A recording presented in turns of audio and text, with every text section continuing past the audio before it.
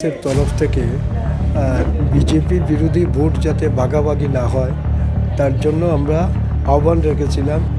সাধারণ মানুষের ইচ্ছার বিরুদ্ধে বামফ্রন্ট বা সিপিএম সিদ্ধান্ত নিয়েছে যে আত্মপ্রত্যাহার মানুষকে যারা মর্যাদা দেয় না তারা তো সেখানে মানুষের যে মতামত পাওয়ার কোনো সুযোগ নেই। ধর্মনগরের মানুষ আপামর মানুষ চাইছেন বিজেপি বিরোধী ভোট যাতে ভাগাভাগি না হয়। নমস্কার, আবারও স্বাগত জানাচ্ছি আপনাদেরকে এনবি বাংলার পর্দায়। আপনাদের সাথে রয়েছি আমি তামান্না। আজকে আমাদের সাথে আলোচনা রয়েছে 56 ধর্মনগর বিধানসভার উপনির্বাচনের কংগ্রেসের মনোনীত প্রার্থী চয়ন ভট্টাচার্য মহোদয়। স্যার, আপনাকে আমাদের এনবি বাংলা চ্যানেলের পক্ষ থেকে প্রথমে জানাই স্বাগত। স্যার, প্রথমে জানতে চাইব 2023-এর পর আবারও 2026 সালে আপনি প্রতিদ্বন্দ্বিতা করতে চলেছেন। কী মনে হচ্ছে, কীরকম সাড়া পাচ্ছেন আপনি ধর্মনগরবাসীর থেকে? এনবি বাংলার সমস্ত কর্মীদের আমি জাতীয় কংগ্রেসের তরফ থেকে এবং আমার পক্ষ থেকে শুভেচ্ছা এবং অভিনন্দন। এবং এনবি বাংলার যে সমস্ত দর্শক বন্ধুরা আমাদের এই আলোচনা শুনছেন তাদেরকেও আমি শ্রদ্ধা এবং অভিনন্দন জ্ঞাপন করছি। নির্বাচনের চেয়ে হচ্ছে গণতন্ত্রের সর্বশ্রেষ্ঠ একটা উৎসব। আমাদের ধর্মনগর এই 56 বিধানসভা নির্বাচন এটা অকাল নির্বাচন। আমাদের ধর্মনগর থেকে যিনি নির্বাচিত হয়েছিলেন মাননীয় বিশ্ববন্ধু সেন, ওনার অকাল প্রয়াণে এই নির্বাচনটা হচ্ছে। ওনার আত্মার সদ্গতি কামনা করছি, ওনার পরিবার পরিজনদের প্রতি সমবেদনা জ্ঞাপন করছি। এই নির্বাচনকে সামনে রেখে আমরা জনসম্পর্ক করছি, মানুষের অভাব অভিযোগগুলো বুঝবার চেষ্টা করছি এবং তার এই সরকার মানুষের স্বার্থে কি কি উন্নয়নমূলক কাজ করছে এগুলো আমরা উপলব্ধি করার চেষ্টা করছি। এই ডোর টু ডোর প্রচার করতে গিয়ে আমরা যে বিষয়গুলো আমাদের নজরে আসছে এটা হচ্ছে আমাদের ভারতের মাননীয় প্রধানমন্ত্রী নরেন্দ্র মোদী যে আওয়াজ ভারতবর্ষের মানুষের সামনে, বা ত্রিপুরার প্রফেসর ডক্টর মানিক সাহা উনি যে বিষয়গুলো মানুষের সামনে তুলছেন যে সবকা সাথ সবকা বিকাশ, এটার ছিটে ফুটেও কিছু আমাদের ত্রিপুরা রাজ্যে হয়নি। উল্টো মানুষের মধ্যে বিভাজন তৈরি করার চেষ্টা করছেন। এতে মানুষের যে মূল সমস্যাগুলো আছে, পানীয় জলের সমস্যা, স্বাস্থ্যের সমস্যা, শিক্ষার সমস্যা, এই যে বিষয়গুলো আছে এই বিষয় থেকে মানুষের দৃষ্টিকে ঘোরানোর চেষ্টা করছে। আমাদের ধর্মনগর একটা ডিস্ট্রিক্ট হসপিটাল, এই ডিস্ট্রিক্ট হসপিটালে একটা আইসিইউ নেই। পেশেন্টরা যাওয়ার পরেই সেখানে রেফার করে দেন যে এখানে আইসিইউ নেই। আমাদের স্বাস্থ্য পরিষেবা বেহাল অবস্থা। আমাদের পানীয় জল যেটা সাপ্লাই হচ্ছে এটা অত্যন্ত আনহাইজেনিক, এবং যে ম্যাটেরিয়ালসগুলো ব্যবহার করা হয় জল পরিশোধিত করার জন্য এটা অত্যন্ত নিম্নমানের। এই যে ফিটকারিটা ব্যবহার করা হয় এটা একেবারে নিম্নমানের, যেগুলো মানুষের ব্যবহারের উপযোগী নয়। পশুরাও এই ফিটকারি ব্যবহার করে না। তো এই অবস্থার মধ্যে ধর্মনগরের প্রায় প্রতিটি ঘরের মধ্যে এই পানীয় জল থেকে বিভিন্ন ধরনের রোগে আক্রান্ত হচ্ছেন, পেট খারাপ, এগুলো দেখভাল করার জন্য কোনো সুষ্ঠু প্রশাসন বা তার আধিকারিকরাও আমরা কথা বলতে জানলাম, আধিকারিকরাও নিরুপায়। এই যে প্রতিদিন যে জলটা উত্তোলন করা হয় ইনটেক ওয়েল থেকে, তাকে টেস্ট করার যে যন্ত্রপাতি আছে কিন্তু টেস্ট করার জন্য যে লোক, এই লোক ধর্মনগরে নেই। টেস্ট হচ্ছে না, একেবারে ডাইরেক্ট ছড়া থেকে এই জল তুলে নিয়ে মানুষের ব্যবহারের জন্য ছেড়ে দেওয়া হচ্ছে।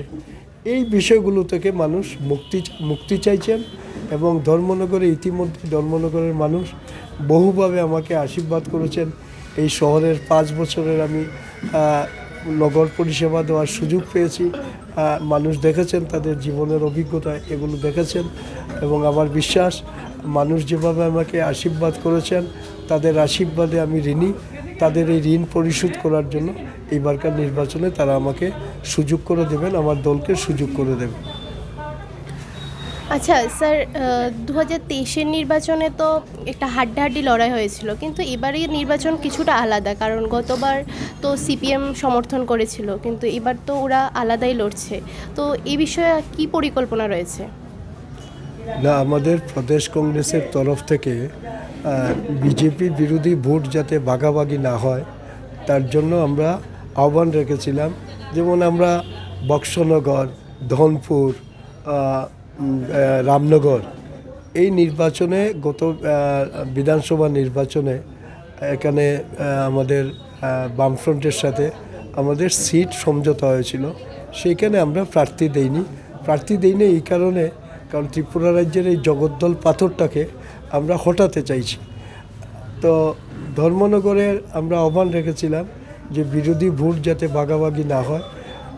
বামফ্রন্ট বা সিপিআইএম তারা প্রার্থী ডিক্লারেশন করেছে, তারা নমিনেশন সাবমিট করেছে, ইলেকশন ডিক্লারেশনের আগেই তাদের প্রার্থী তালিকা ঘোষণা করেছে। এতে আমাদের মনে হচ্ছে বিজেপিকে মাইলেজ দেওয়ার জন্য, কিন্তু ধর্মনগর বা গোটা ত্রিপুরা রাজ্যের মানুষ চাইছেন যে বিরোধী ভোট যাতে ঐক্যবদ্ধ হয়। ধর্মনগর মানুষের আশা আকাঙ্ক্ষা ছিল যে এইবারকার নির্বাচনে বিরোধী ভোট যাতে ভাগাভাগি না হয়, ঐক্যবদ্ধভাবে লড়াই করবে, কিন্তু সেই সুযোগ সিপিএম বা বামফ্রন্ট ধর্মনগর মানুষকে দেয়নি। এতে ধর্মনগর মানুষ ব্যতীত সাধারণ মানুষের ইচ্ছার বিরুদ্ধে বামফ্রন্ট বা সিপিএম সিদ্ধান্ত নিয়েছে। আমার বিশ্বাস বামফ্রন্টের মধ্যেও সৎ, বিবেকবান, শুভবুদ্ধিসম্পন্ন মানুষ যারা আছেন তারা জাতীয় কংগ্রেসকে তারা আশীর্বাদ করেন। বিগত দিনেও তারা আশীর্বাদ করেছে, আগামী নির্বাচনেও তারা আশীর্বাদ করবেন।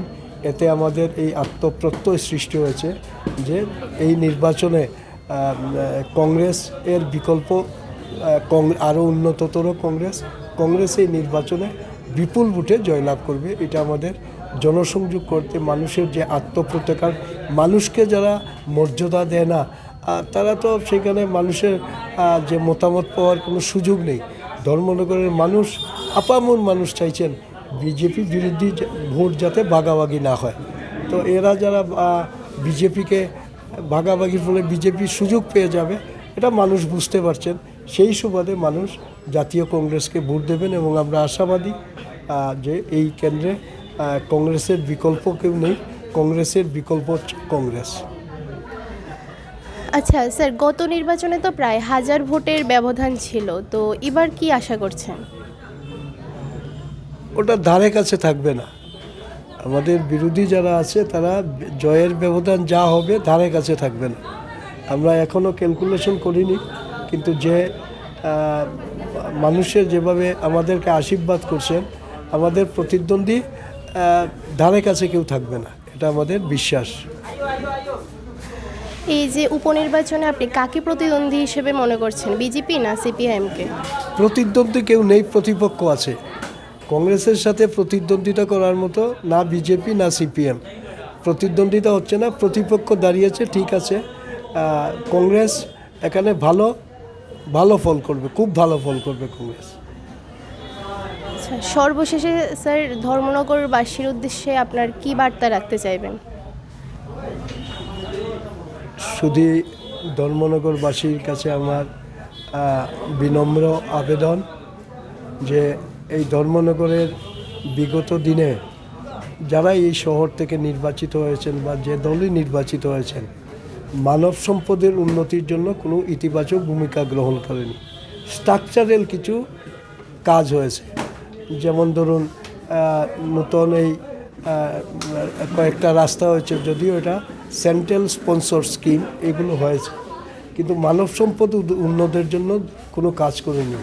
আমি যখন বামফ্রন্টে ছিলাম, সিপিএমে ছিলাম, তো মানব সম্পদের উন্নয়নের জন্য আমি ধর্মনগরে ই রিক্সা, যেটাকে অনেকে টমটম বা টুকটুক বলে, এটা আমি ধর্মনগরে এনে আজকে এই ই রিক্সার দ্বারা ধর্মনগরের মানুষ উপকৃত হচ্ছেন এবং শিক্ষিত, অর্ধশিক্ষিত প্রায় 10,000 মানুষ এই সুযোগ থেকে মানুষ সুযোগ গ্রহণ করছেন। তখনকার সময়েও সিপিএমের একটা অংশ এটা বিরোধিতা করেছিল। তো এইভাবে ধর্মনগরের মূলত যে সমস্যা আছে, 12 দফা দাবি আমাদের আছে। আমরা জাতীয় কংগ্রেসের থেকে ধর্মনগর মানুষের পানীয় জল, স্বাস্থ্য পরিষেবা, শিক্ষা ব্যবস্থা, ধর্মনগরের এই বিষয়গুলো আমরা ধর্মনগরের রেল ডিভিশন, এটা একটা burning issue. Dharmanagar rail division, ধর্মনগরের সুশীল সমাজ, এইটা নিয়ে তারা আন্দোলন সংগ্রাম করছেন। আমরা এই আন্দোলন সমর্থন করছি এবং ধর্মনগরের রেল ডিভিশন যাতে তারা আমরা পেতে পারি, তার জন্য যদি তারা নির্বাচিত করেন, এখন বিধানসভার বাইরে লড়াই করছি, তারা আমাকে আশীর্বাদ করলে বিধানসভার ভিতরে এই যে বিষয়গুলো আছে এই বিষয়গুলো নিয়ে আমরা সেখানে সোচ্চার ভূমিকা গ্রহণ করব। অসংখ্য ধন্যবাদ স্যার আপনাকে আমাদেরকে সময় দেওয়ার জন্য। তো আপনারা দেখতেই পেলেন 56 ধর্মনগর বিধানসভার কংগ্রেস মনোনীত প্রার্থী চয়ন ভট্টাচার্য মহোদয়ের মতামত আপনারা দেখতে পেলেন। তো এখনকার মতো বিদায় নিলাম। ক্যামেরায় বিপ্লব, সাথে আমি তামান্না। আপনারা দেখছেন এনবি বাংলা।